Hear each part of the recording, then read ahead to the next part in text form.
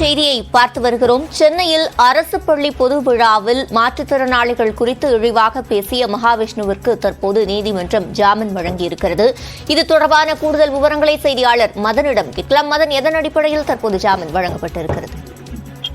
கடந்த ஆகஸ்ட் மாதம் சென்னை சேதப்பேட்டை அரசு பள்ளியில் நடந்த ஒரு நிகழ்ச்சியில் மாற்றுத்திறனாளிகளை அவமதிக்கும் வகையில் பேசியதாக பரம்பொருள் அறக்கட்டளை நிறுவனர் மகாவிஷ்ணுவுக்கு எதிராக காவல்துறை வழக்கு பதிவு செய்தார்கள். கடந்த 7ஆம் தேதி அவர் கைது செய்யப்பட்டார். இந்த நிலையில்தான் தனக்கு ஜாமீன் வழங்க வேண்டும் என மகாவிஷ்ணு சென்னை உயர்நீதிமன்றத்தில் மனு தாக்கல் செய்திருந்தார். அந்த மனுவை பார்க்கும்போது, அதாவது மாற்றுத்திறனாளிகளை புண்படுத்தும் நோக்கத்தில் தான் பேசவில்லை எனவும் தன்னுடைய பேச்சு அவர்களை புண்படுத்தியிருந்தால் நிபந்தனையற்ற மன்னிப்பு கோருவதாக தெரிவித்திருந்தார். அது மட்டுமில்லாமல் தன்னுடைய பேச்சு எடிட் செய்யப்பட்டு யூடியூபில் வெளியிடப்பட்டதாகவும் முழு பேச்சை கேட்காமல் தனக்கு எதிராக இந்த ஒரு பொய்யாக ஒரு வழக்கு பதிவு செய்யப்பட்டதாகவும் தெரிவிக்கப்பட்டது.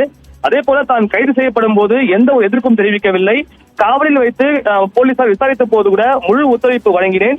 மேலும் தன்னுடைய அலுவலகத்திலிருந்து ஆவணங்கள், வங்கி கணக்கு விவரங்கள், வீடியோ தொகுப்புகள் என அனைத்தையுமே காவல்துறை எடுத்து சென்று விட்டார்கள்.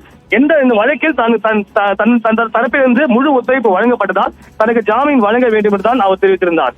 இந்த ஒரு மனுவை இன்று ஏற்றுக்கொண்ட சென்னை முதன்மை அமர்வு நீதிமன்ற நீதிபதி கார்த்திகேயன் மகாவிஷ்ணுவுக்கு தற்போது ஜாமீன் வழங்கி உத்தரவு பிறப்பித்துள்ளார். விவரங்களை வழங்கியமைக்கு நன்றி மதன்.